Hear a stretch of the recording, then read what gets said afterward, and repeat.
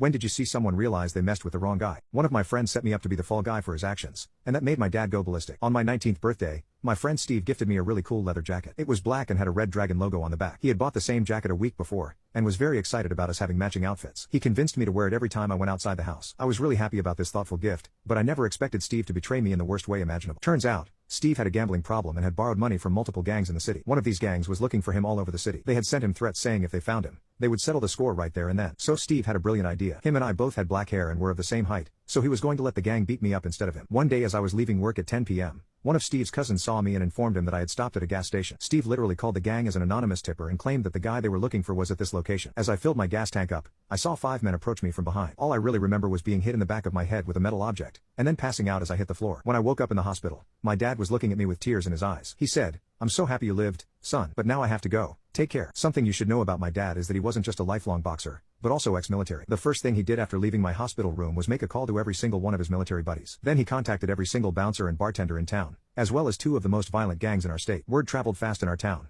and once everyone knew that someone with my dad's reputation was looking for these guys, they were more than happy to snitch. These guys were having fun at a bar while bragging about how they beat up a defenseless man with bike chains and crowbars. My dad's fury had long crossed the limit, and these guys were about to learn a very important lesson. He called 4 of the most hardened guys he knew, and these were the type of men who yearned for the day they could let loose. All 5 guys who attacked me were ambushed on the same exact night. They lived pretty close to each other, and my dad knew as soon as they hit one, the others would know. So he simply hit all of them at once. My dad and his buddies broke down their doors with brass knuckles and made sure to leave them alive but begging. This happened in an area where people would rather put on some headphones than try to call the police. All 5 guys ended up with shattered teeth, broken bones and needing to be fed through a tube. But that was just the beginning, since my dad knew the real problem was my friend Steve. Steve had gone into hiding once he found out about the warpath my dad was on, but he couldn't let go of his addiction, so he regularly contacted his dealer for handouts. He got lucky since he was also 19, and my dad couldn't hurt a young boy with his own hands. Instead, my dad waited for a day when he would bring in the dealer, and sent in the authorities. Steve was caught with more needles than they could count, as well as a few unlicensed firearms. The prison he was sent to coincidentally ended up being the same one where the people he borrowed money from had major connections in. Let's just say he didn't survive long. My dad didn't tell me the truth until I fully recovered and asked him where my jacket was.